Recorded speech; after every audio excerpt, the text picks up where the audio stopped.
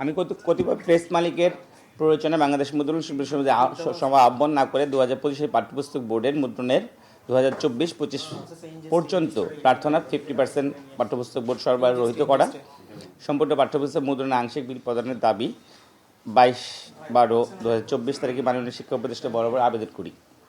আমি এনসিটিভি তালিকাভুক্ত প্রেসের সদস্য নই। 2025 সালে পাঠ্যপুস্তক সাধারণত আমি করি না। আমাদের ব্যবস্থা আমি আমাদের সরকারের জাতীয় স্বার্থের বিরুদ্ধে এরূপ আবেদন বিভ্রান্তি করায় জাতীয় ক্ষমা প্রার্থী। ভবিষ্যতে এরকম জাতীয় স্বার্থ সংশ্লিষ্ট বিষয়ে আবেদন কিংবা বক্তব্য প্রদান থেকে দায়িত্বশীল আচরণ অব্যাহত রাখব, দায়িত্বশীল আচরণ করব।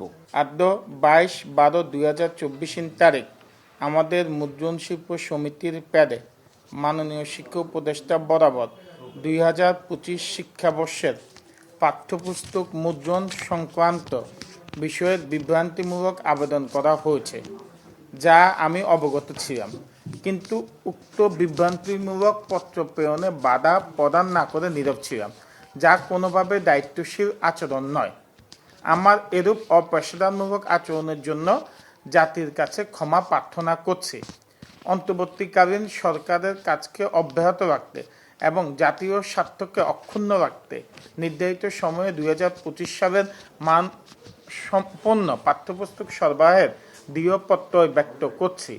সেই সাথে সংশ্লিষ্ট সকল মুদ্রণ শিল্প মালিকদের যথাসময়ে পাঠ্যপুস্তক মুদ্রণ কাজ সম্পন্ন করার আহ্বান জানাচ্ছি।